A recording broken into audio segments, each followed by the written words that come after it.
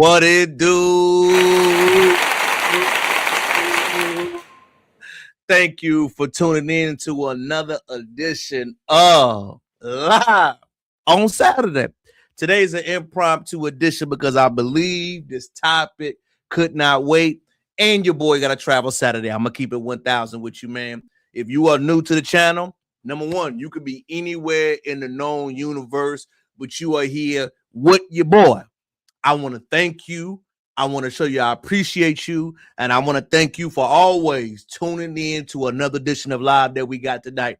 What's so special about today's evening is tonight we need to go in and discuss men things, political things, and what is the state of what we see going on right now. If you are new again, share, like, comment, tell me where you're from in the chat. Let me go ahead and get started first. Book of the week. All my fellas, you know I like to give knowledge. King, warrior, magician, or lover. King, warrior, magician, or lover. Why am I bringing up this book, King Crowder? Why do you think this is even important or relevant? Number one, fellas, you cannot focus on one thing in life. The story of the thumbnail is about the story of Anton Daniels and Corey Holcomb. Before I take a deep dive and break apart that story, I want you to, number one, see the undertold story, and then number two, see what happens to a man who is not prepared. You know, a lot of times when guys face the harsh consequences of life or see something that affects them and hurts them, they are not ready for it in real time. So let's go ahead and watch this IG story by this awesome creator who put a collage together, and I want you to take attention and watch it. Fair use, fair use, fair use. Guys, at the community, as I'm reading this chat right now, I'm surprised at you guys. So wait a minute. Are you guys telling me that it is okay for people to go after underage children? Meanwhile, I'm a Christian first. You know, I actually believe in Jesus. Nigga, he was ruled first. I just went to hell with it. I'm a Christian first. In the air and y'all had y'all fucking fringes on and y'all chicks was looking dusty as fuck, right? And so I'm looking at these women and the women's breath stink. The kids is dirty and nasty. The kids is dirty and nasty. Let me just do my thing, because I know a bitch when I see one. Listen. All right, see, I'm about to get off the panel because I don't do all this. Off the panel, then, bitch. I don't do all this talking. Nothing about you. Come on, man. All right. I don't care nothing about you, your mama, your daddy. I don't care about your daughter. I don't care about your daughter. You crossing it. Remember when people use that word, don't bring kids into war. It doesn't matter what I feel, you feel, or what you think, ladies and gentlemen. When you go into a battle with anyone, never underestimate how far your enemy will go. That old homage of children and people are off the table, it's not true. Everything in war is on the table. Robert Greene has a book called The Art of War, The Strategies of War, The Tactics of War. Sun Tzu has a book called The Art of War and What You Do When You Compare.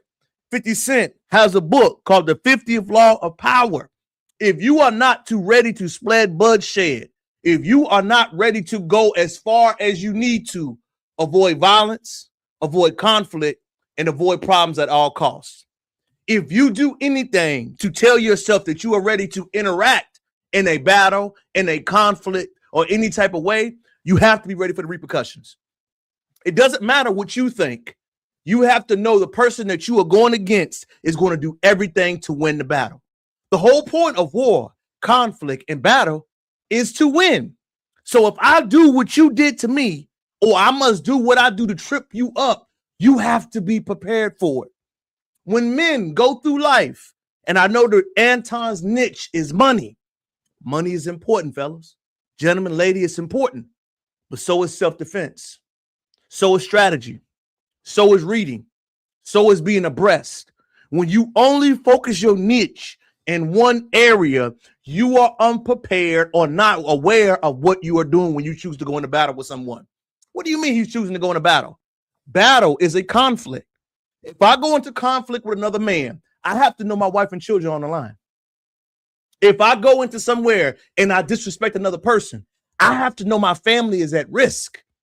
Whenever I enter another environment with someone and I choose to take that stance, take that mindset to enter the battle not prepared, I'm willing to risk anything. In the art of war, remember, people that play weak are usually strong. People that omit things will be shown in the art of battle. What Anton underestimated, y'all, was how far Corey Holcomb would come. Just like a lot of men that we've seen in the past. You can reference Drake and others. Remember, when you made your statement and you went into another man's realm and you disrespected them, you went around a couple days after discussing it. The other person did not respond. You assumed that silence was your winning the battle. What you did not think was they was doing their recognizant duty.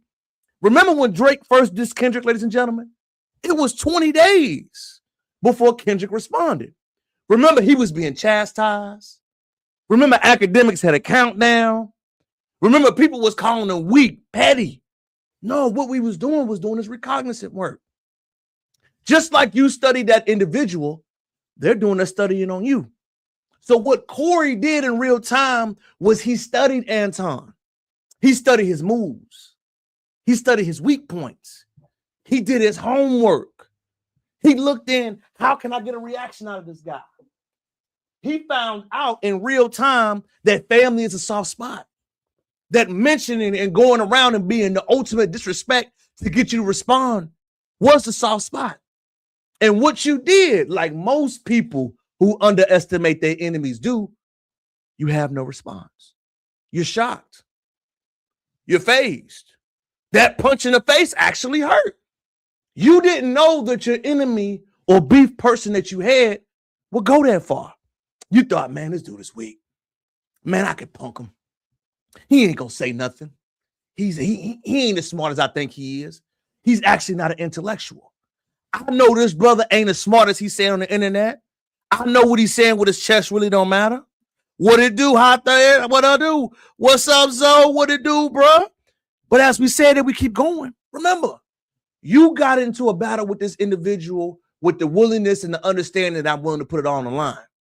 And when that individual responded back to you, you definitely had an interesting response. I want you to see it before I finish giving my commentary on why nothing will be passed and nothing will be let go. Pay attention. Surprised at the community as I'm reading this chat right now. I'm surprised at you guys.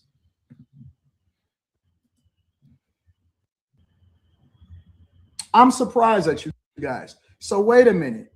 Are you guys telling me, some of you, because I see the overwhelming majority of you are logical, are you guys telling me that it is okay for people to go after underage children? You just did.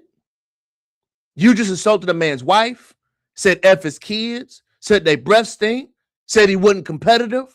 Oh, so it's okay when you do it. It's a problem when they do it.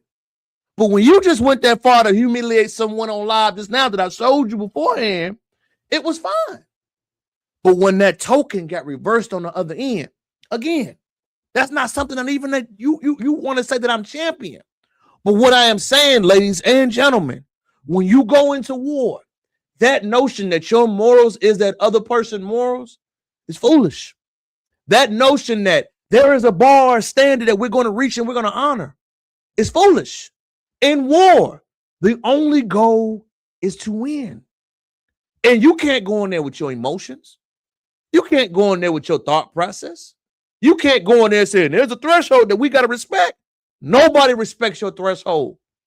When you enter a battle, be prepared for everything. And what you should have said, brother, is you underestimated Corey. You did. You have no response, but the shame. You have no get back because he pulled your card even more by saying, I'm going after a sensitive subject. I'm touching your heart. I'm provoking you to say, come back and do something. That's what I'm doing. I see the chess move clear as day. I don't think he really saw it. I really don't. Are y'all validating this? Wow. I'm amazed at the culture. No, you are amazed that you got outsmarted. You are amazed that your enemy, your battle, your compadre pulled a you on you. When you went low, which you had every right to do as a man, you chose what you chose, and that man responded. Why are you shocked by that? Don't you do interviews with Charleston White? Doesn't he go above and beyond the threshold? Doesn't he say stuff that is beyond even my comfort level? But you understand it. Why now are you shocked that you got reprimanded? Why are you shocked that it happened to you? Again, it's not irredeemable. It's not irredeemable. It's just what happens in war. I'm amazed at the culture. Are y'all telling me that it is okay to go after underage children in real life? In war and battle, y'all, I'm going to say an uncomfortable comment. A lot of guys do. Look at the mob. Look at the mafia. Look at the triads. Look at the cartels. They all go after your family. It's not a rule that I set. It's a rule that I acknowledge is there. It's not a rule that I even agree with, but I acknowledge it's there. But you act like I don't see it, like I don't notice the line, like I don't notice things like this happen. Who you fooling, bro? You over here look crazy to me personally. You just saying, and this is not about Anton and consider it, y'all. This is about men in general. You have to know where your lines are. When you go to battle, when you fight some man, this is why you must be rounded. I am all for you chasing the bag. I'm all for you learning. I'm all for you understanding. But I want you to be a complete man. You should learn how to fire a firearm. You should learn how to fight. Start a fire. Defend yourself. Load a weapon. Build insulation. I think you should learn how to do all that because that goes into your process of your manhood. It's not just a one-time discussion. It's about everything about you as a man. Not speaking in general, not speaking, oh, okay, well, this is how I feel about the community and how it is that we raise our children. I'm talking about real life people.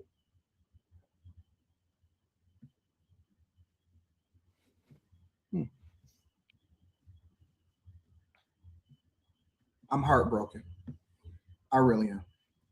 You can't be heartbroken by the results that you knew there could be possibility. As a man, y'all, there is always an infinite in chasing money, which is important. But please study war. Look at strategy. Look at happiness. Look at doubt. Look at depression. Read about all of these type of categories to learn the world outside of one area. What I really think that the brother Anton suffered from was he not prepared. People that go into battles that have never been in them really, and they meet someone eye to eye, equal compadre, he underestimated them. He underestimated what this brother was willing to do. And what he was willing to do was to go past you. He was willing to step on, be disrespectful, talk about family, uncomfortable. Yes. Is it normal? In that world of beef and problems, it is. I'm heartbroken. For all of our black women,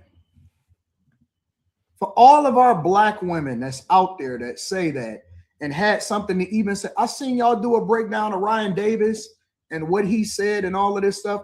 I've seen so many think pieces on Ryan Davis and how black children and all of this stuff are spoken about. And you guys really, now all of a sudden it's different?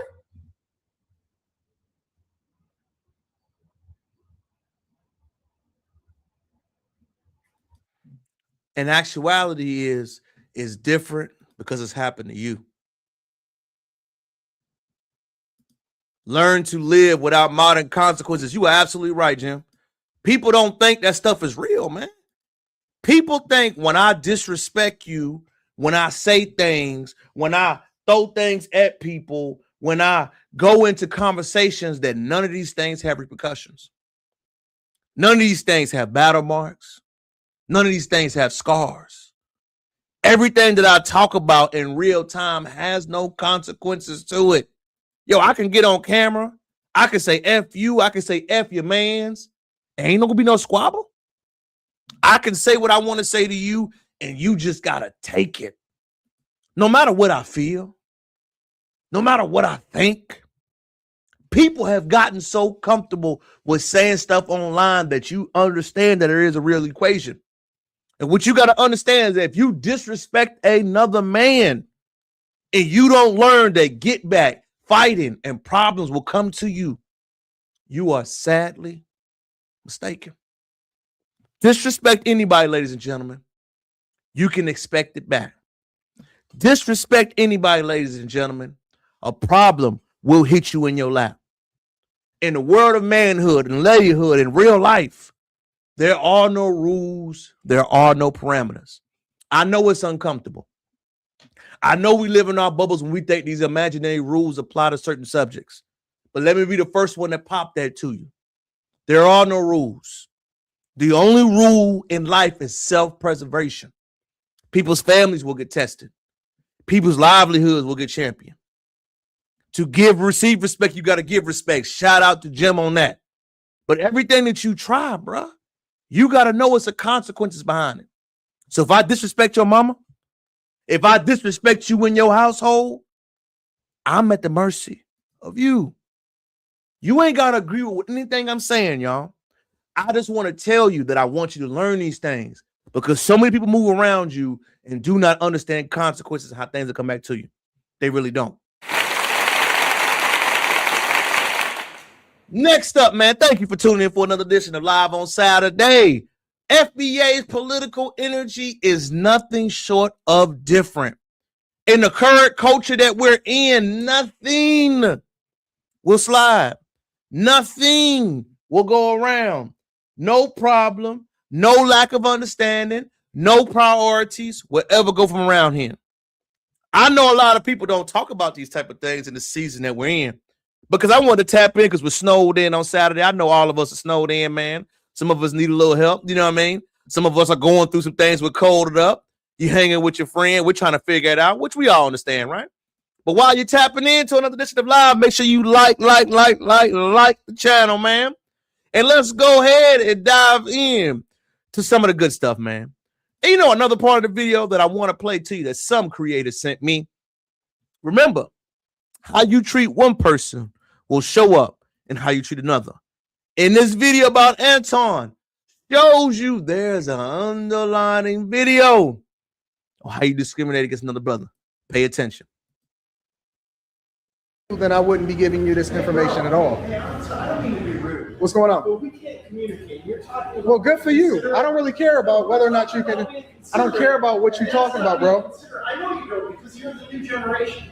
None of you guys care what we think. Why don't you record that? Yeah, I want to hear what you got to say. None of your generation cares what we think. Okay? Mm-hmm. You said that yourself, right? You're talking about being considerate, but yet you are very inconsiderate as I cannot hear what's going on. How did you address it? Podcast said on the motherfucking web that I helped build. Let me ask you. Can I ask you a question? Take care of yourself. Can I ask you a question? Strawberry cheesecake? But see, no, you can't because you can't afford my fucking time. You're a little boy compared to what I grew up in. I grew up in Hollywood, Florida. My grandfather owned that fucking corner. I grew up in Grosse Pointe, okay? On Yorkshire Street, 2 houses off fucking Jefferson. Where do you fucking live? Now you can't record. You know, your people can't hear now because I'm being considerate. I'm gonna make you famous. Considerate. I'm gonna make you famous. Make me fucking famous. I want y'all to pay attention to the disrespect when Corey mentioned that thing about disrespecting white males. Do you see this brother being actively hostile to him and the reverence, the respect, the low-key understanding he's displaying to this individual? The agreeable side, the not checking, the hostile nature, to only responding with, I'm going to make you famous, not checking them, not energy. Shout out to you, bootleg. Ain't scared. Facts, brother. Facts. But what I'm seeing in this video, y'all, I want y'all to see it because, you know, we do our homework. Do your homework, FBJ Main boy.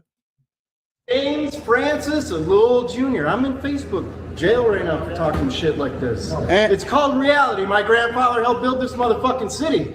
And you know what? The people who see me on this recording are gonna laugh their fucking asses off. They're gonna fucking laugh. I'm gonna make you so fast. Sorry for the cussing, y'all. So fucking hard.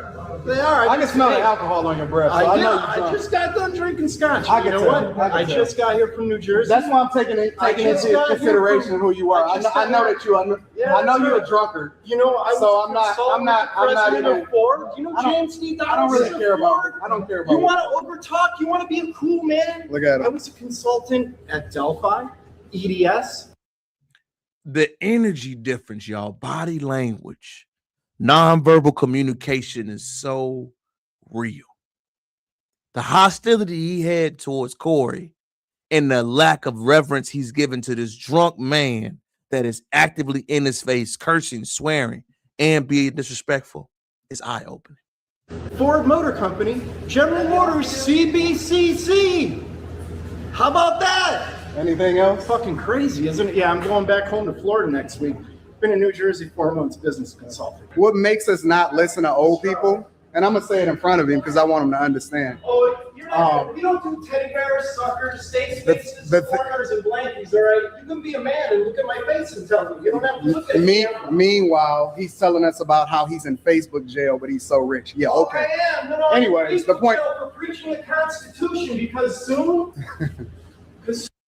You know, the one thing I learned from a lot of people, y'all, when you look into them and you see how to respond when other people disrespect them, tells you a lot. If you ever want to know how black persons feel, y'all, clip this right here. Get them to talk in front of a white person.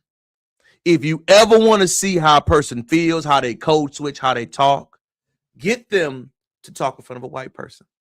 I don't know what it is about the barometer with most people, but when they get in front of most white people in this country, they square up. They speak a certain way. They code switch. They talk. They linger. They react. Their messaging, their true feelings, and how they think about something honestly comes out. And in that moment, the real brother reverence, the respect level, the energy, the talking points, what he felt truly showed up. And what it showed me is that you know when to turn it on and when to turn it off. You know what to feel and what not to feel. But when that individual got in your face in real time and was on a certain timing, you let it slide. But the performative act came out when you was at Corey's studio, when you was in Corey's grill, when you was on Corey's energy.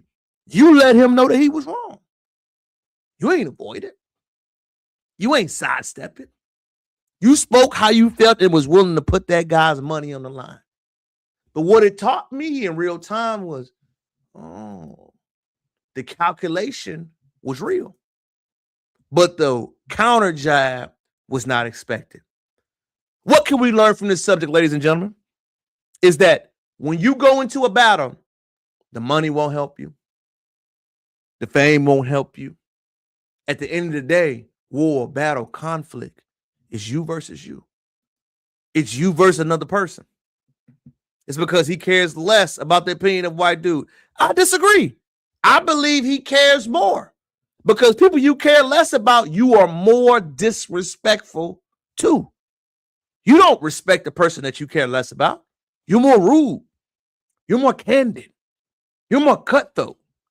People that you respect their opinions, you have a certain level of reverence and grace. So I don't believe that at all. I truly don't. But as we end this part of the chapter of today's lesson, FBAs are not letting anything slide culturally, mentally, socially, issues, and personally.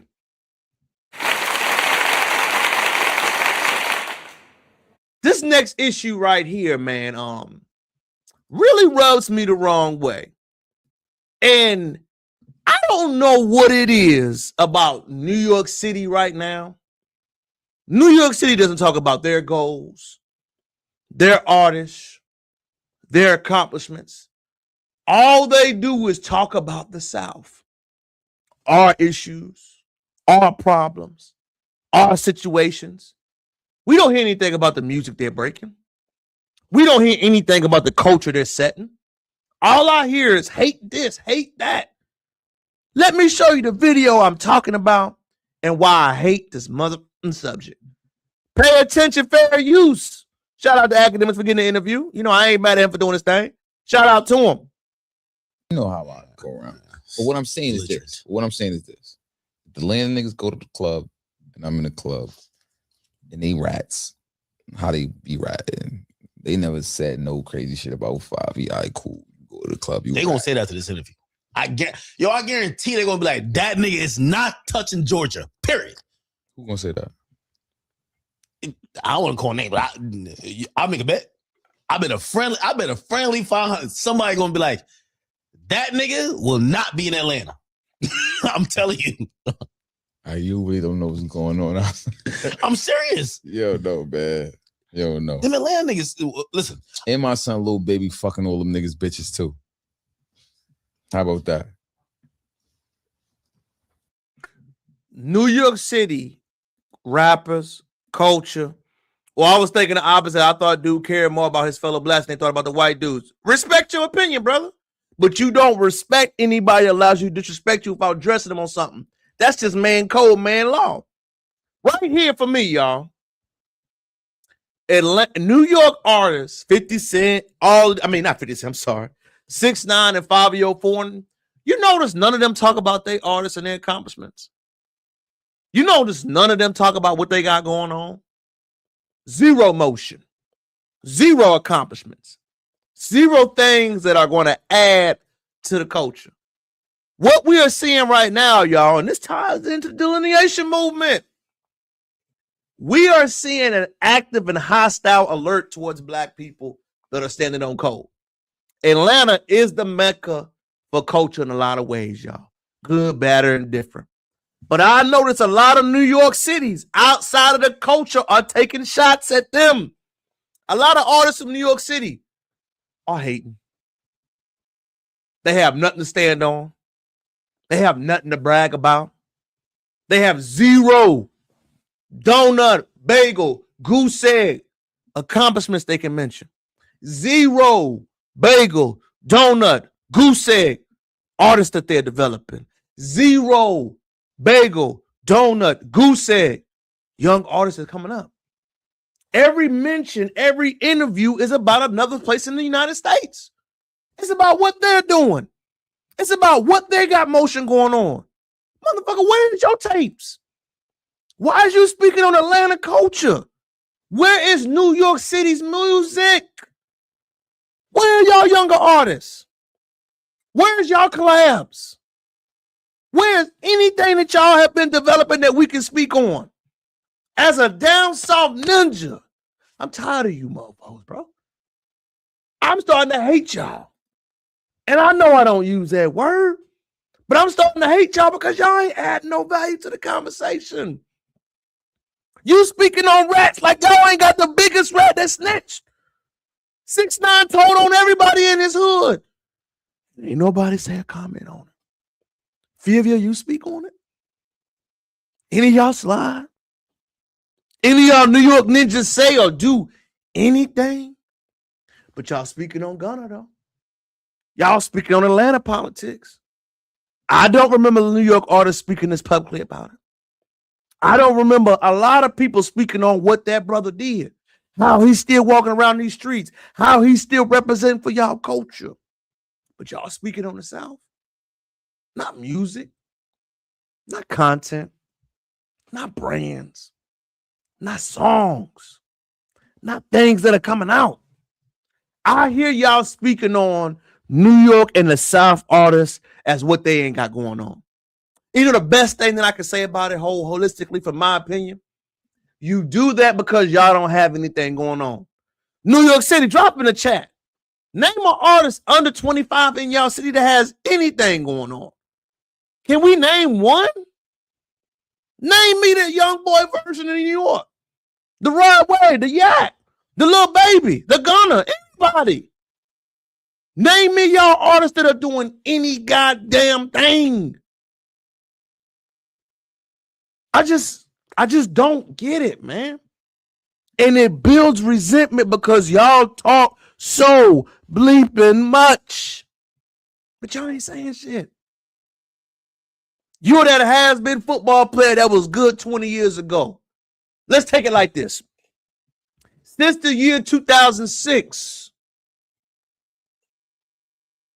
name me y'all young artists that's been popping. When the last time y'all had an MVP? Most valuable player of his era. New Jersey got one. Chicago, Philly, Florida, Georgia got about 7, 8 in 20 years. Certified salute, baby. In 20 years. Name me the NYC artists we see doing any goddamn thing. But I really think it's an anti-FBA thing, undertone. Because all the artists y'all speak on that are on code, that are Black Americans, that are representing for the culture and making some around in their town, y'all only speak on them. But the artists that need to be spoken on about the political things and other issues that y'all got going on, y'all don't say shit. I'm not dumb to it. I'm not stupid to it. I'm not ignoring it. I'm just telling you with my two eyes, my two feelings, my Sun Belt, my everything that I'm thinking about. That's what I see on the culture. And I'm pretty sure a lot of the other people know. New York City, get that hate. Get back in the booth. Start producing again.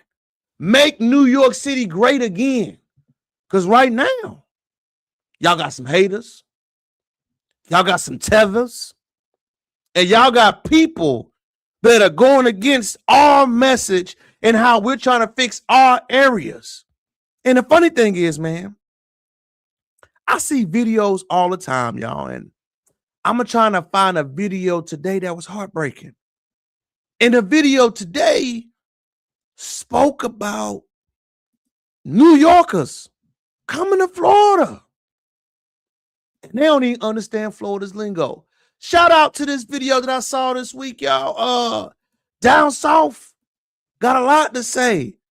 Shout out to this video. I want y'all to hear it. Let me give it a play.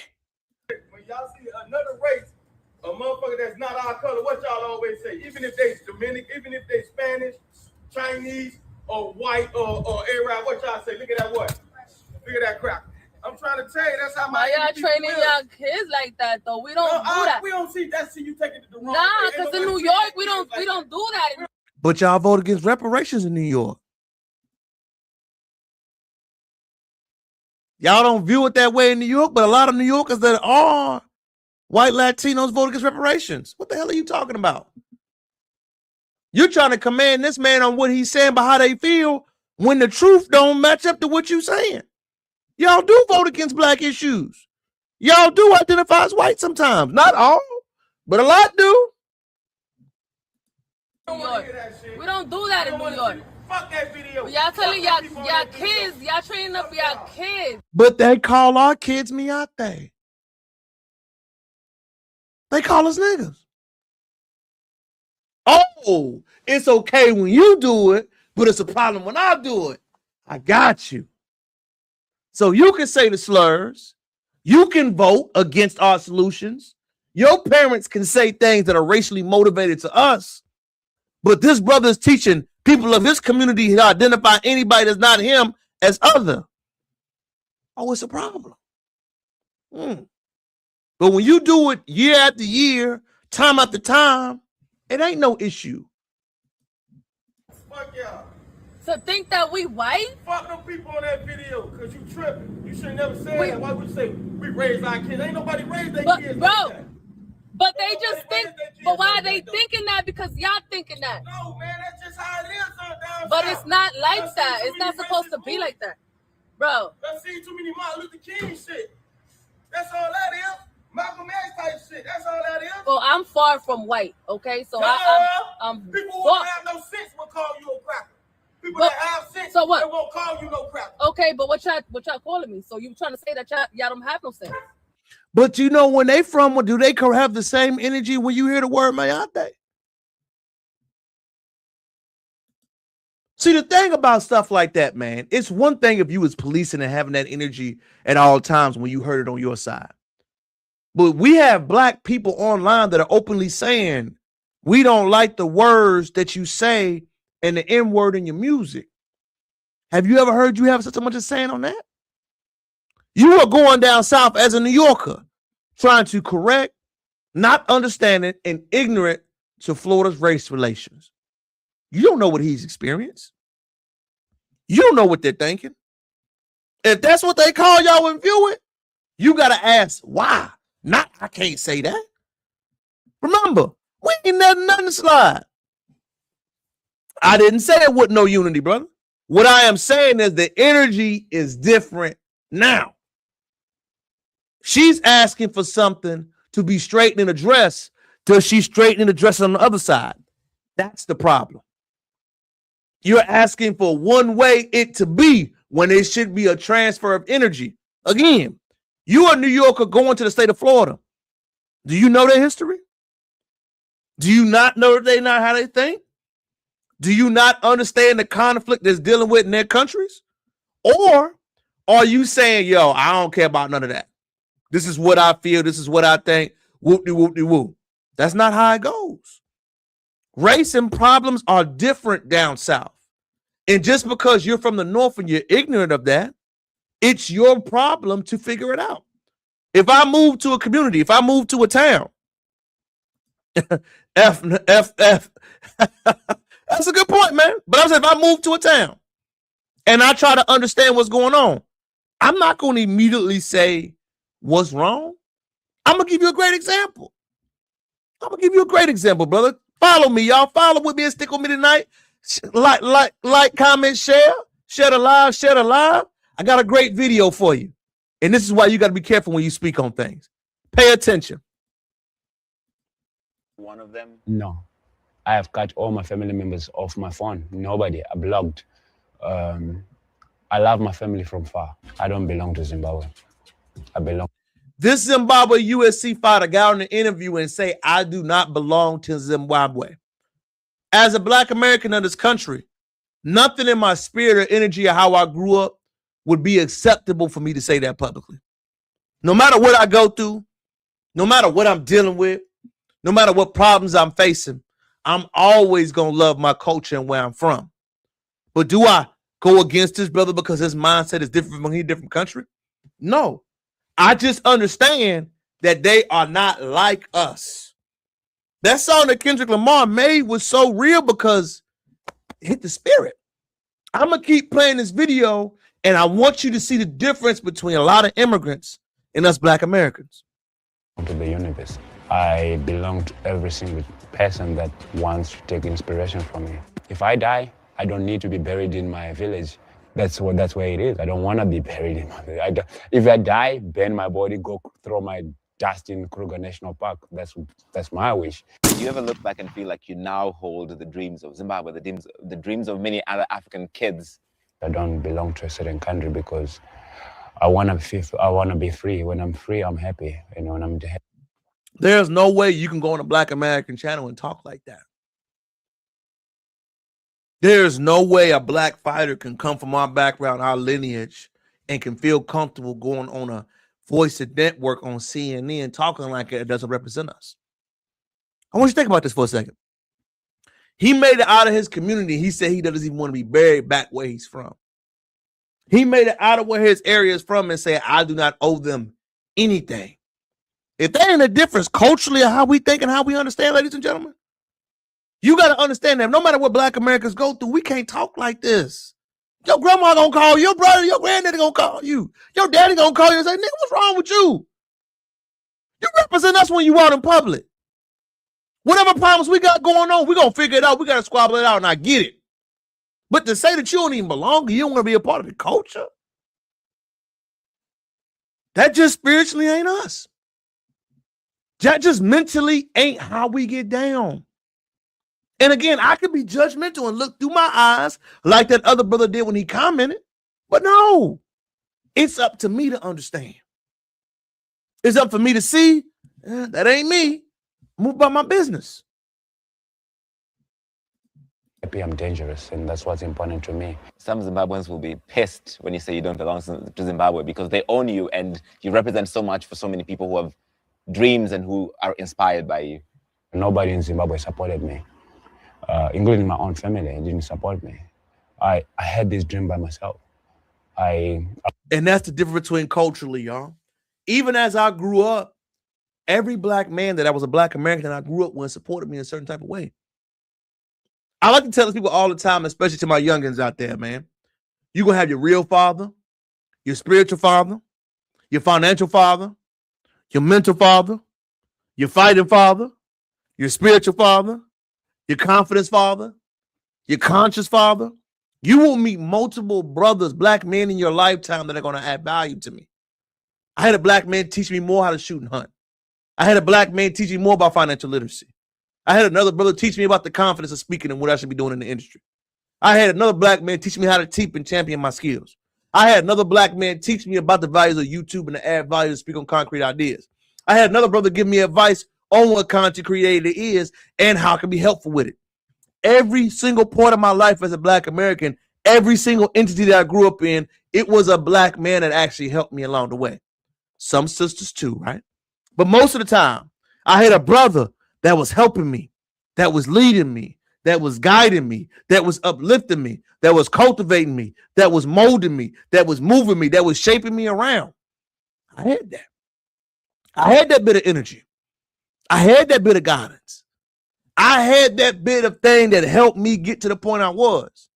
So to hear this phenomenal fighter go on national TV and go against his village and go against other things he was saying, that is the difference I'm speaking about on how we view things.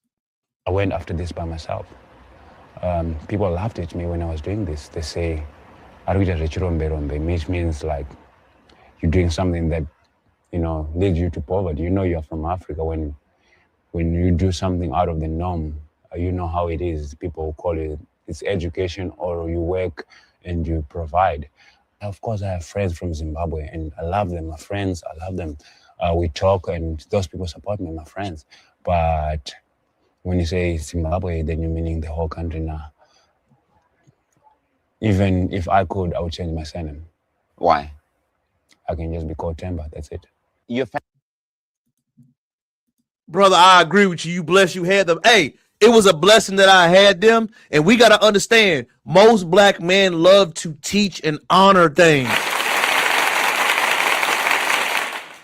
There's some old ninjas out there, shout out to Jason Black, but there's also a lot of black men that want to help us, y'all.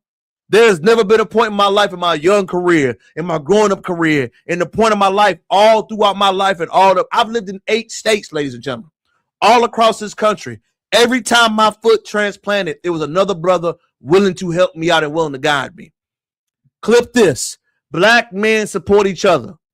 I know we hear the notion that we don't. Black men support, love, honor, help, invest, lead, guide, and help each other. The notion that we don't is bullshit. You ain't got to believe me. Go out in the field. Now, we got the Pookies, the Ray Rays, the Man-Mans, the TTs, the Crowder Gang. We got all that too. But it's still a respect and honor amongst each other. They ain't trying to hurt you. You can go around them and be safely. But in other communities, they ain't trying to take your life.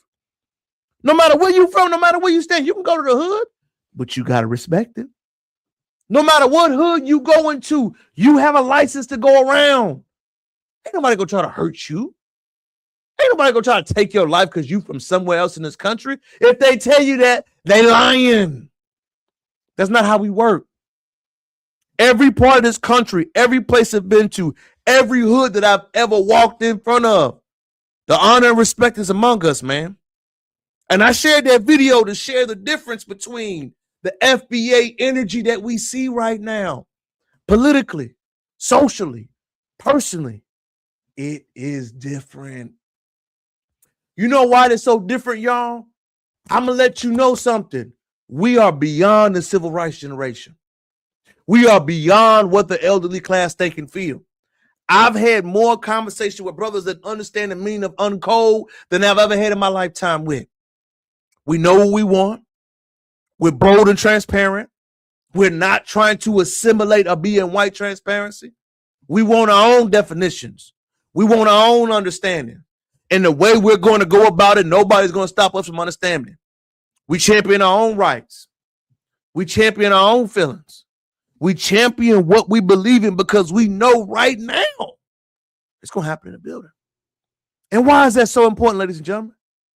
It's important because we got to check stuff from other people who are not a part of our culture, who say slick shh, and I believe should not get a pass on this. Fat Joe said a lot of disrespectful things, right? We can admit that, FBA family, right? We can admit that. Let me go ahead and admit that, right? But what he said about J. Cole in this interview, I want you to watch the subtle jab again. J. Cole, I don't look at him the same. He ain't come outside. Sometimes you tell me, Joe, you want the 100 million, this, that, you got to say the truth. I don't look at him the same. The fucking sword is dull. I don't care what he spit. Because I've been listening to him spitting. I always said he's one of the greatest. And all that is irrelevant to me when you talking all like gangster shit and they call you to the yard. J. Cole has never talked gangster, bro. J. Cole and the word gangster has never been in his hand. In the art form of hip hop, J. Cole has been the true artistry of it, of the double side of it. He is Trey from Boys in the Hoods. He is the intellectual side of the mixed kid that grew up in the projects in the hood and understanding. He is more tapped in because he is a Carolina boy on the culture. And that what he did on his resume doesn't blemish it. It shines it more that he had a grown man understanding of it wasn't his fight. And you don't step outside. I can't look at you. That's like you seeing the dude who they always told you, and you always thought he was tough.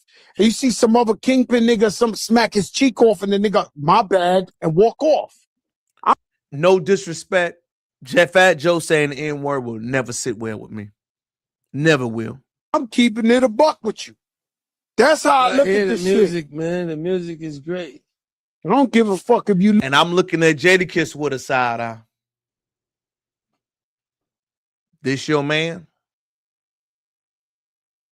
Your man saying this about J. Cole and you ain't give no pushback? Jade, I gotta look at you with a side eye too, fam. You ain't checked that? I hate to say it, y'all. That's some of that New York shit. A lot of reason people don't like the New York side because y'all are too political. That's what Kendrick did when he exposed the battle with Drake. He stood on business. He made an anthem. He made it personal. He tapped into the culture with it. It's the reason why they keep saying hip hop fell off. No, it just removed away from the country guys. It just removed away from the Drake or the Drake type of fans that ain't really tapped into the culture. Y'all have zero influence in it. That's what happened. But to say that Cole fell completely off of how he acted about the battle, no, Kendrick just won. And in black culture, let me tap that back in, y'all. You said J. In black culture, losing a fade is not a bad thing. You said J. Cole. He lost a squabble. I don't look. He lost a squabble. Nobody looks bad upon you for that. Losing a fight in black culture is normal.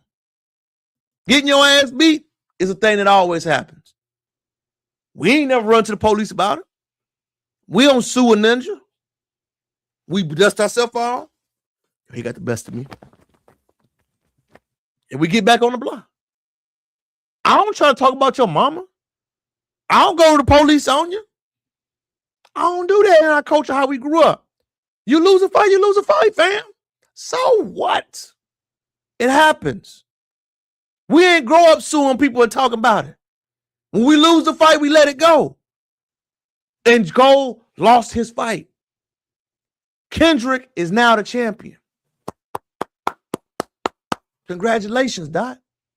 But to denigrate this man's legacy and to say he ain't got no impact or pull, pay attention, y'all. North Carolina and all that, but he caught stage fright.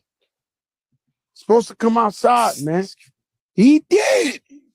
He did, man. All right. He bowed out gracefully, but that don't never mean he wasn't I mean, where we come from, all call out. Just What they say in the Game of Thrones, what they say, the North never forgets. Remember when the Starks come?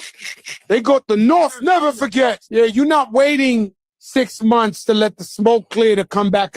But the North never produced no talent either. That ain't discussion. They ain't complaining about how the North artists ain't doing. There ain't no conversation. Outside and talk legendary and all that. Like, it's like the North never forgets. Into that. He just ended what he into. All right. Coming from you. Shit is crazy. You go to war. Jadakiss go to war. Jadakiss go to war. The Locks go to war. I'm a J. Cole fan. I'm just telling you, they don't hit me as tough. You know what I'm saying? If Fat Joe talking all that Fat Joe the gangster, there's a video of me getting my face smacked off. You ain't gonna hear Flo Joe the same. You're gonna be like, man, and that was your face smacked off in public. Was like, yo, and he said, no, I rescind it. I'm coming back. No, I didn't mean it. You know when you ride and bike and then you do the pedal backwards, the shit pedals backwards? Roll back. That's what he did. He rolled. You know what I learned from this conversation right here, ladies and gentlemen? I've learned that New York people can really be obnoxious. And the reason why I say it could be obnoxious, y'all, the difference in how the South thinks and how New York City and that borough and that culture thinks is completely separate. We don't have the same ideology, same energy, same belief. There is literally no FBAs a part of their culture no more. And the reason why politically we have chose to be so different, we don't let stuff like that slide. We understand it's a difference. We understand in real time, hey, bro, it is what it is. My man didn't last out through that squabble like that. He lost the battle. He lost the war. He ain't come out on top. It happened. But we ain't going to shame him. We ain't going to demonize him. We ain't going to call him a lame. We going to say it is what it is, bro. Cole lost that fight. Skedaddle. He wasn't prepared. He got beat. But he ain't gonna never lose his title, who he was, and when he on top of the statue of that king. I can't let it laugh, linger, or rock with that, man. Next up, y'all. I want y'all to see something, and I think a picture is worth 1,000 words. African Despoiler Credit Union has chartered a credit union for African Despoiler and Black Americans.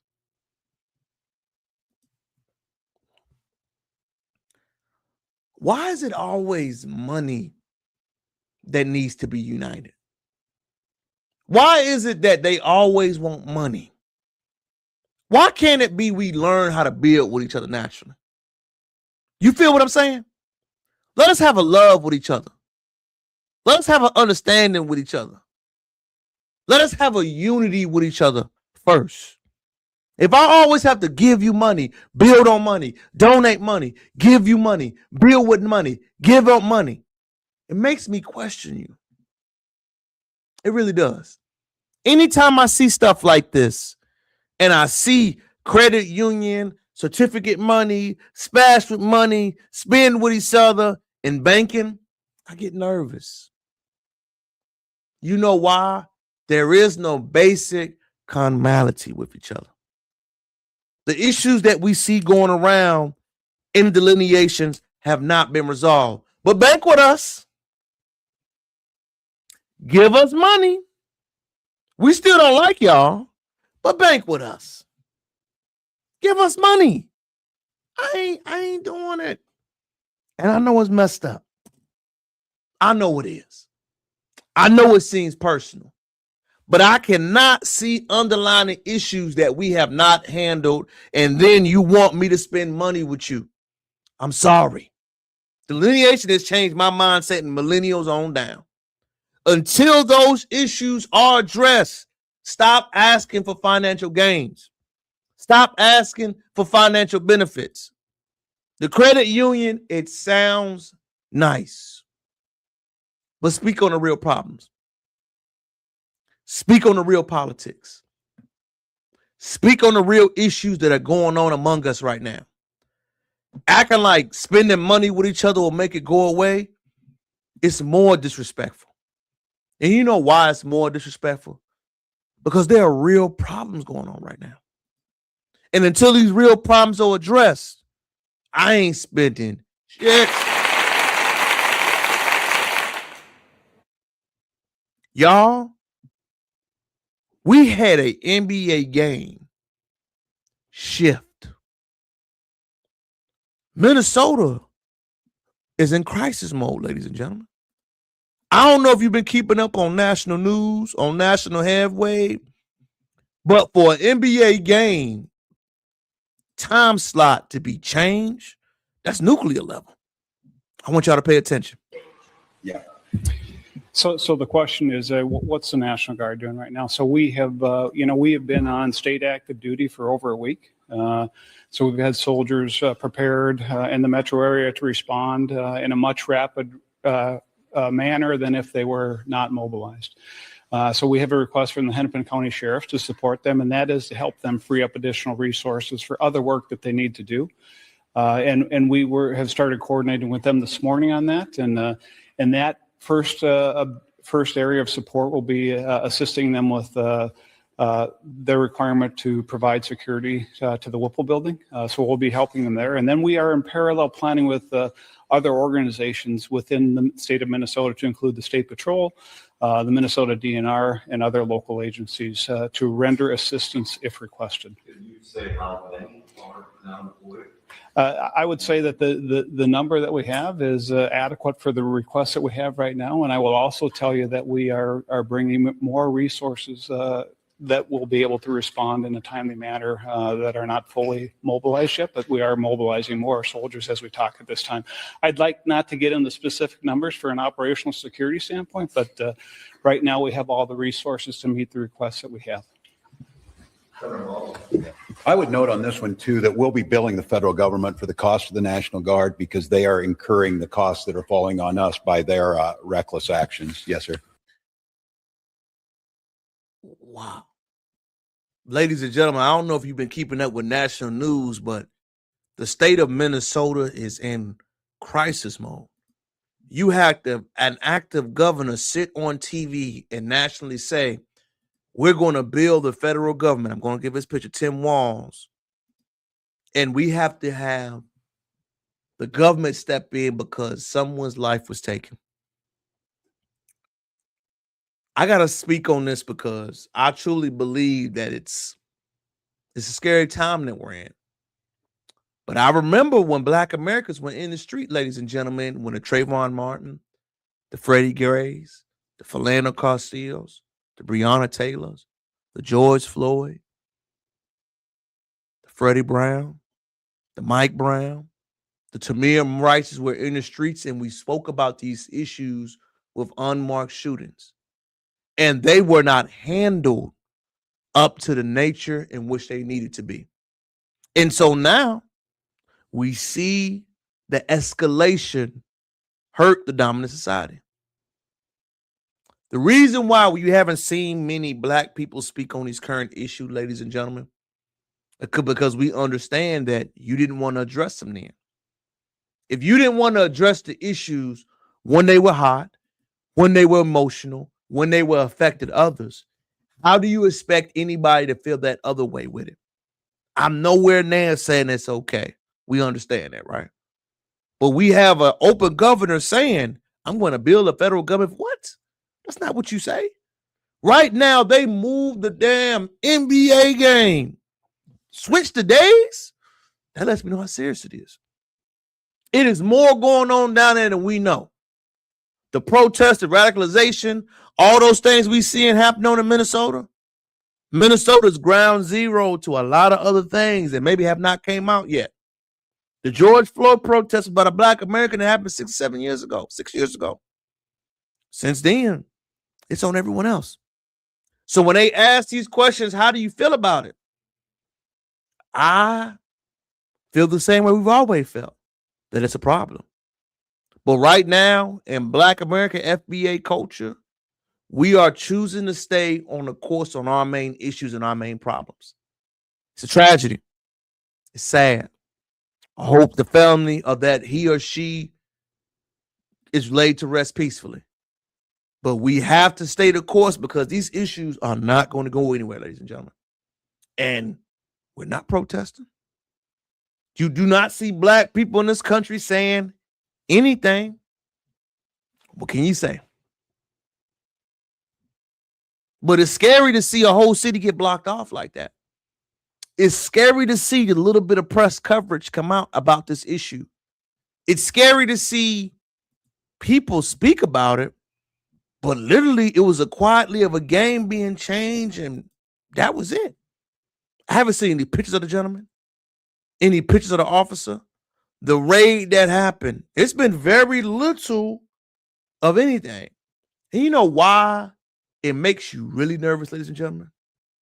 It's because we've seen it happen over and over and over again.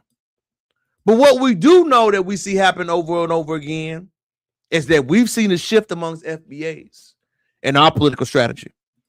And the reason why it's funny, man, you know, I watch all the big guys and see it, man. But the elder generation among us, y'all, truly does not understand how differently we think. And I believe this gentleman's name is Roland Martin. And I try to watch it, but it's truly crazy how you look at TV, black ideologies, and what the net and what the young people are saying. And I want to play this video because I just want you to observe. Then I'm going to give my commentary about this brother. So it's like, if y'all want to play the game of trying to be vehemently anti-immigrant like the white folks, all you're doing is hurting yourself. Absolutely. And trust me, they're going to be real mad. I just said that. So they're going to come all the videos, but they can all kiss my ass. Go ahead.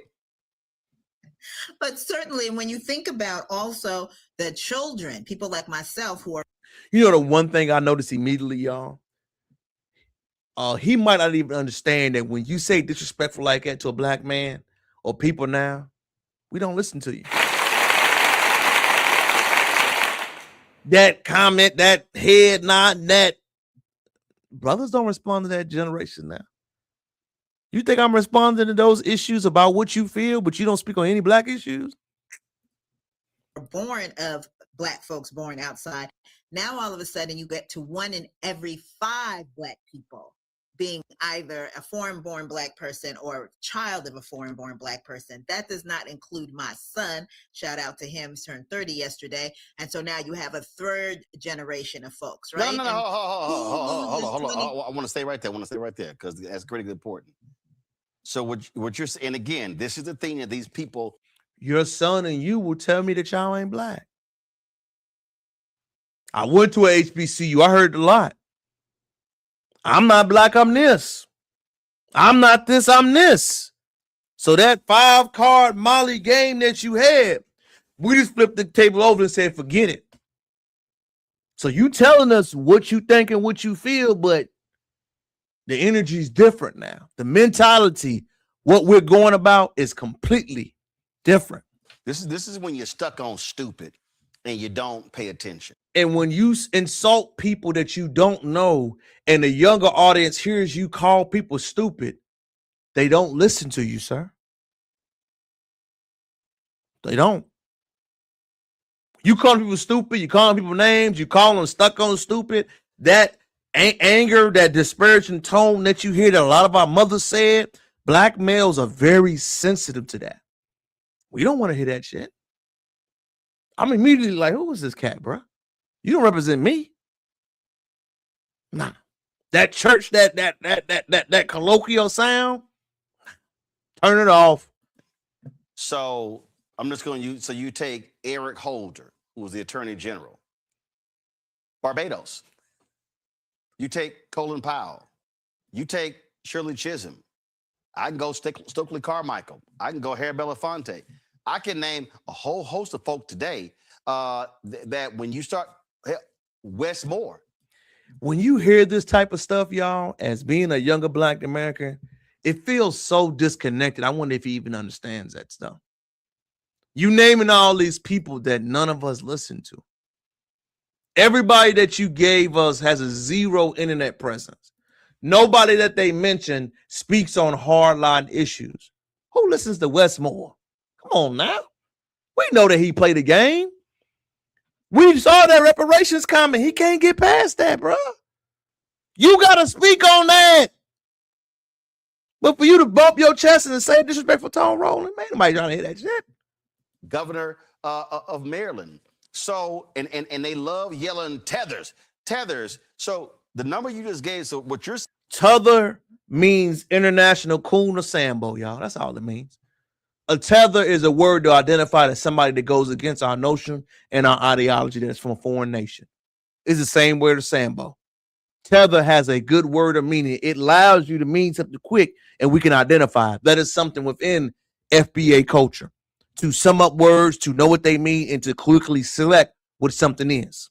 saying is that 20% of African Americans, even using that term African Americans out to date, we don't call each other that. Are children of Black immigrants. You said 1 in 5. What I'm saying is 20%. 1 in 5 are It's not 1 in 5. either foreign born, so they're either Shirley Chisholm and Kwame Ture, right, born outside this country, or they're children of people born outside this country, such as myself, such as Wes Moore, some of the other names. I want y'all to pay attention to something. All of that stuff about the few, nothing was mentioned about the majority. Nothing was mentioned about what the majority wants. Nothing was mentioned about what the majority said. Nothing was mentioned about what the majority is going after. All I heard you say and mention was how you feel, how you felt, what you thought, what you believe. I didn't hear one person mention, say, or go into Black issues. And the reason why y'all are so out of touch with the younger Black people is that, man, we don't want to hear that. We want to hear our issues at the forefront. The economy, the housing market, the housing situation, the money that's being affected, the lack of stagnant wages. That is at the forefront of issues we care about. As someone that is in that class that has a household that makes good money, why is it so hard to buy something? Why do cars cost this much? You're telling us about immigration. Don't nobody give a damn about that. We care about the money, the resources, the cost of living, and how we should be living now. I don't care about what's going on over there. I care about my current issues that's in front of me and what I'm facing. You telling me about what you care about for your substandard life and how you want to live shows me that you don't have my best interests at heart. And you don't have my best interests at heart, and that's cool. But don't say I need to ride for you. Don't say I need to go what you're saying. Your message and my message do not align. I accept it. But moving forward, this is our permanent direction. Our direction is reparations, a Black crime bill, being more politically astute, knowing what local elections hold truth. That is the narrative that we are focused on wholeheartedly. Anything else away from that, we're not responding. The FBA Political Energy is not something that I just feel. I just love talking about it because I love the intellectual discourse. But we got to understand, it ain't going nowhere. What we talking about ain't moving. You ain't got to like it, but you need to get your ass out the way. All these tired conversations about multiple things will not have a bearing or issue. We are questioning everything and everything we do. You know, the people that we need to give reverence and fight for are the ones that I'm going to give flowers to. R.I.P. to the legendary Gladys West this week. If you do not know who Sister West was, let me let you watch it. GPS pioneer. All women say they want a good man. Sorry about that. And GPS pioneer and mathematician Gladys West has died. Her calculations helped produce extremely accurate modeling of the Earth's shape, laying the foundation for modern global positioning system technology. West was born in rural Virginia during segregation.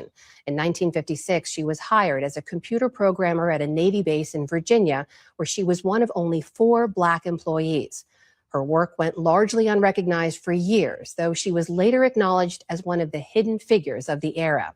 Despite being considered the mother of GPS, West said she still preferred using a paper map when driving. Gladys West was 95 years old. R.I.P. to the legendary Miss West.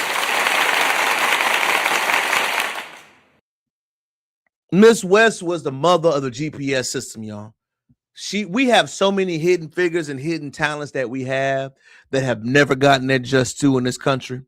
And the reason why I like to point these stories out, because number one, we got to highlight our own figures, man. We got to highlight, we got to celebrate, we got to love, we got to check on them. Did you know that Mrs. West was so iconic in what she did? Everything on your Google Maps and your phone, she did. She laid the foundation. She laid the work. She started the GPS movement. So anytime moving forward that you start to use that technology, you start to respect that positioning system, you start to go into how that positioning system has changed your life, I want you to remember, shout out to you, man. R.I.P. to the Queen, Mellow, Red. I agree with you, brother. Shout out to her, man. Most people don't understand it. We don't give the flowers when they do, but whenever I see the stories or hear about our iconic figures, you best believe I'm going to give them their flowers, man. And there's R.I.P. to her. I hope you enjoy the other side and you rate peacefully, Miss West. And I hope you know that I loved you. I appreciated your work.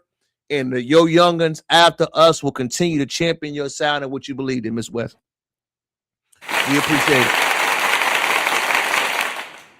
You know what else we got to go on to, what we appreciate in this country, y'all, ladies and gentlemen, is that we are starting to have an on-cold discussion about something else that always bothered me, y'all. Y'all remember growing up that whole colorism discussion? Colorism it has an effect on us. We got to talk about it. It is an issue that we see going on. You know what hit me between the eyes this week? Right here, y'all. Right here in the temple. It was never us. Cream Carter, what you talking about? It was never us. It was never us. You know, it's always been a preference, you know. I want a light-skinned woman, right? I want a light-skinned guy. But it's never been to that point in narrative that I was willing to bleach my skin, that I was ever willing to buy it for myself. I've never met a Black American man in my lifetime that ever said they was going to bleach their skin to change their outcome of look. I would see it amongst other countries.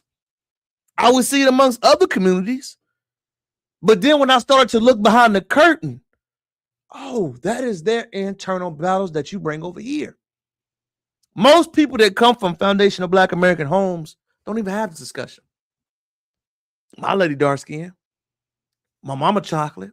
I never even looked at it as it was a big deal. But I've learned that some of the problems that people have, they bury on the umbrella of Blackness, and it's not something that we even talk about.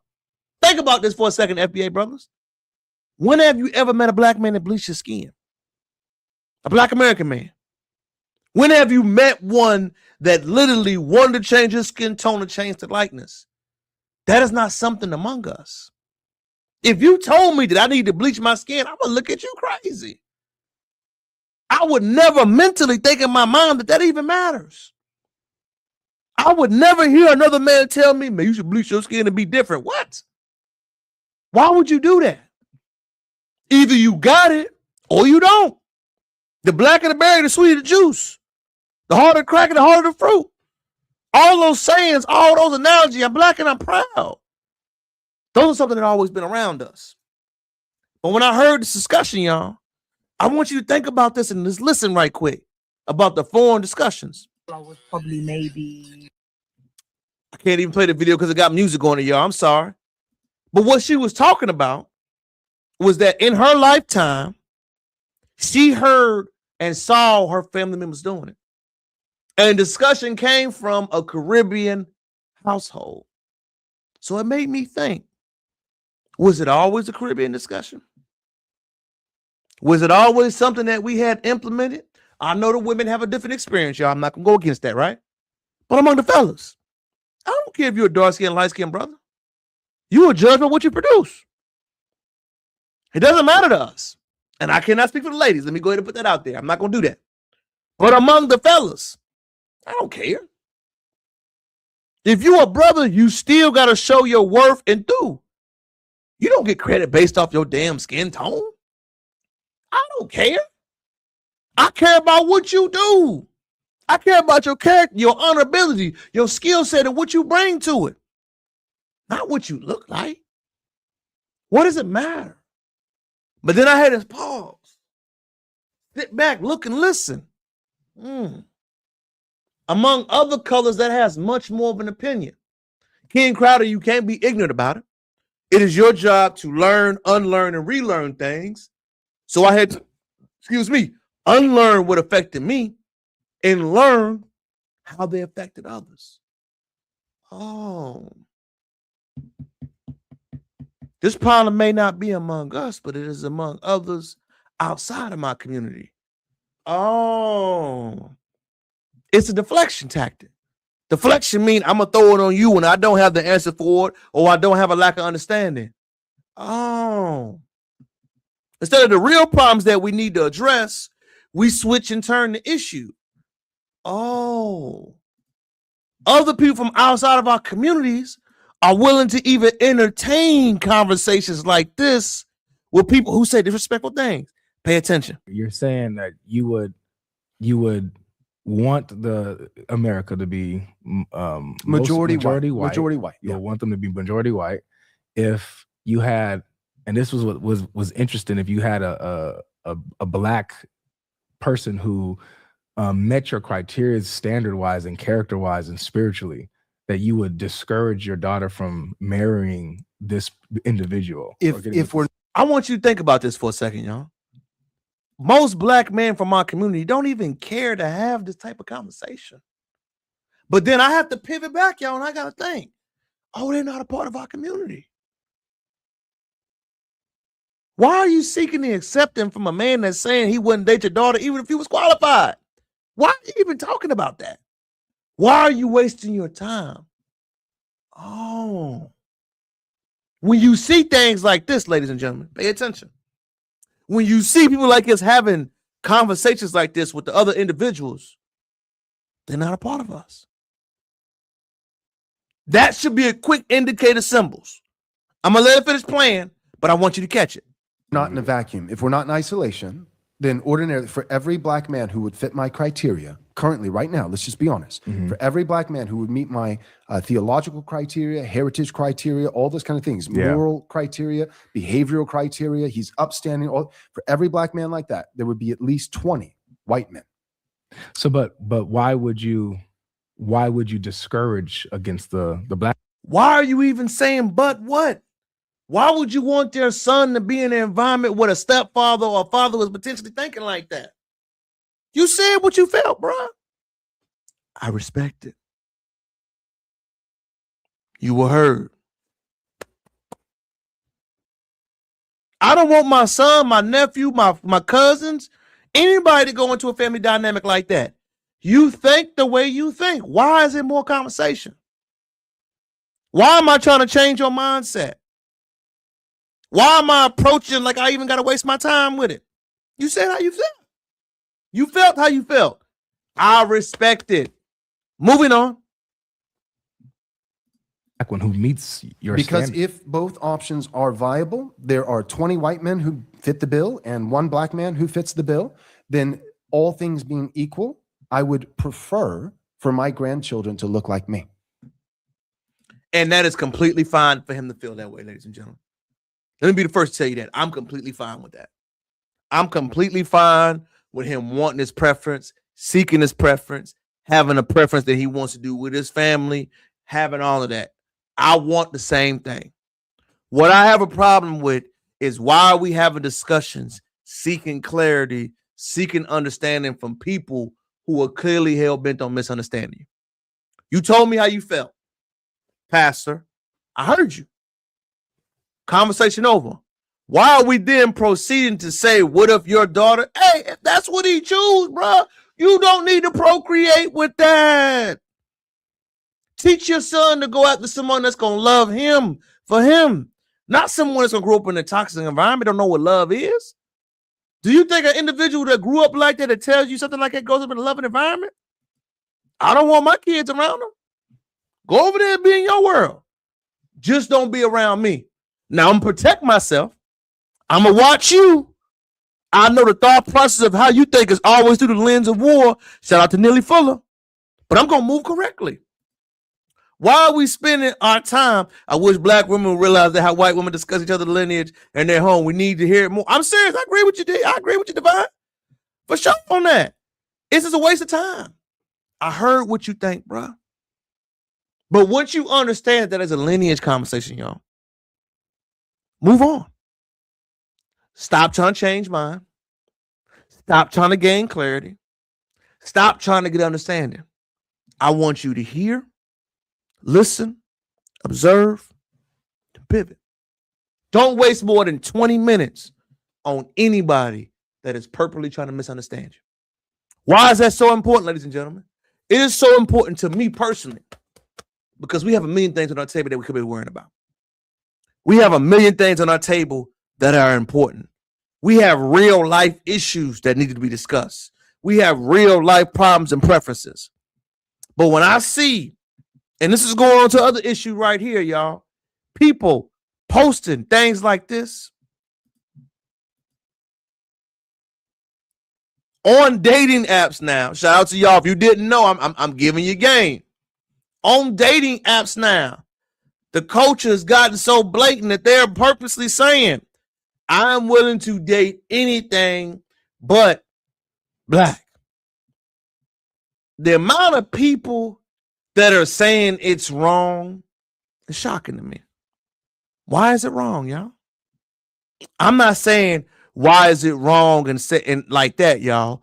What I am saying is that why would you want to date someone like this that already thinks like this? You show me how you felt, brother. Cool. Why are we going back and forth with it? You show me how you feel. Ladies, you show me how you feel. You tell me what your preference is. Honor their preference. Why are you wasting time trying to convince someone to like you? And this is an issue for the fellas, man. This ain't for the ladies. This ain't for the ladies. This is for the fellas right here. Once somebody tells you they don't rock with you, why do you continue to go after it? If your preference is everything but black, cool. Changing your ethnicity, changing your preference, altering who you are is a sign of desperation. If the dating game has become this wicked, let me let you see it in 4K. If every other ethnicity is preferable except yours, I don't know how much more desperate you can be, bro. Number one, in my opinion, dating apps can be desperate already, but I ain't no judgment. No judgment. But to say I'm willing to alter how I look and how I go about it to become a preference to another individual's, I don't know how low the bar can be, man. And again, these type of subjects got to be talked about. But the main reason it got to be talked about because the amount of people that are going after it saying that's what a loving relationship looks like. That's the preference that I want to seek after and go with. That's the things I want to talk about or go into with. You look crazy, man. What you need to understand is in love, is in compassion, as in everything else we do, politics is actively involved. And the new energy, the new discourse, the new direction we're going into, everything must be addressed.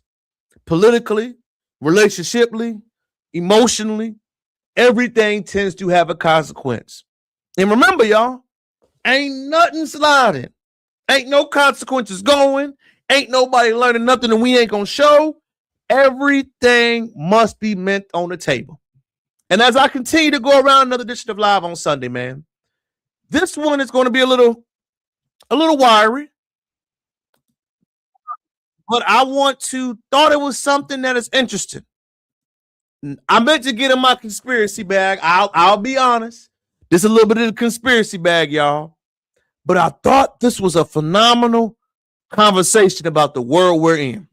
Pay attention. To say they went to the moon. Yeah. As you said, back then, everyone took it for face value. Yeah. Because you just saw it on TV. Yeah. But today, people are using their brain now, intelligence, and they're looking at it and go, that doesn't make sense. Where's all the stars? How did they come back? How did they think about this? Who was filming it to watch them arrive on the moon? Yeah. No, but they can. No, but technology. I know, but what I'm saying is, going back what you just said about face value. I'm saying face value. You're not thinking of it like that. You're just thinking they're watching someone land on the moon. But like somebody would have to go to the moon, get the camera set up, and wait for them to arrive. It's just like the picture with Jesus and the disciples. Who took the picture? Who set them up to sit in a particular way? It was painted. So, right. This is what I'm saying. So when you start asking these questions, you start looking into it, and then the scientists start going, yeah, but there's no blast get them to lift off to come back to the planet. Yeah. And that's just one example. Yeah. You can look at anything they've told you in the last 6,000 years, which was you took it on face value, like God. But that is such a deep conversation by that brother, y'all. When you think about all the things back in the day, man, leave it in the comments that we might have learned that are crazy now. I'm going to give you the first one that comes to my mind. Remember the food pyramid, y'all? Remember what they told us you needed to eat? Milk, dairy, eggs, and meat every day. People look at me like I'm crazy that are younger because their food pyramid has changed. But remember back in the day when we were taught to eat milk, dairy, and heavy food products every single day. There's a lot of things that we were taught back then that with current knowledge that we took at face value that just don't make no damn sense. And as they use the analogy of the moon landing, I'm a reader, y'all. We didn't have T-cable back in my house growing up. We didn't have a lot of, things that kept us going. So I always had the luxury of just going in to read stuff. And the amount of things that you unlearn in books is amazing. The first thing I unlearned was a book by James Lowe, Lies My Teacher Taught Me, was the real side of slavery. Sundown Towns, the real side of history. The amount of things that we were not taught, your mind will forever be changed. You will learn that everything that we were taught needs to be questioned. So I bring this as I close on today's lessons to say, in about 5 years, man, or a time from now, what will you continue to question? What will you think differently now that you didn't a while back from now? What do you point of view when you wake up every day, ladies and gentlemen, and you go through your life, and I hope you continue to live life successfully and happily. What is something different that you do than you did 10 years ago? Think about it. The FBA Energy is not letting anything slide. Not no fake knowledge, not no fake resources, not no fake accomplishments, not no fake understanding of who's going about it. Everything that we see currently is of us, it's by us. And most importantly, you got to prove it, you got to stamp it, and you got to have an understanding, man. As I get ready to close this live on Sunday, man, I want to go ahead and tell you about the raffle of mine that is still going.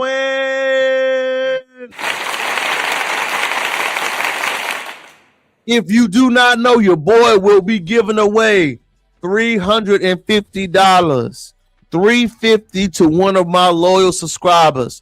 The basic entry rules are subscribe, watch my playlist, share, comment, and comment on the easy tag on my rules on my Instagram. I will be giving it away February 8th. The 2nd February of my live on Sunday, I will be giving away that money to one of my people. I'm a man of my word. I gave away another raffle because y'all have helped me live the way I want to live, Crowder Gang. And I want to make sure I give it back to you the way you have invested in me. Next up, we do have trade day loading. I will have that information. My gender reveal, my baby shower, whole list of things that we will have going, man, that I want to experiment and share with y'all. Thank y'all for tapping in on Saturday. I know we don't have as easy of a rocking chat as we normally would, but I want to appreciate everybody that came through.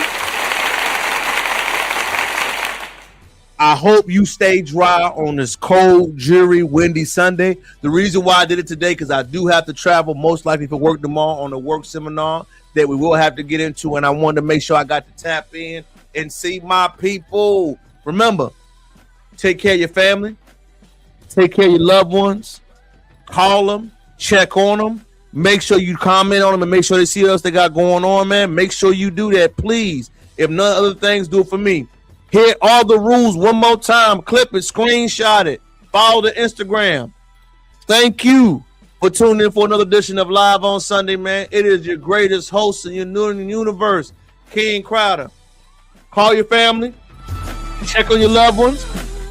And most importantly, have fun. Heat on, water dripping, and survive the storm. Thank you, Crowder Gang. Until next time. Peace.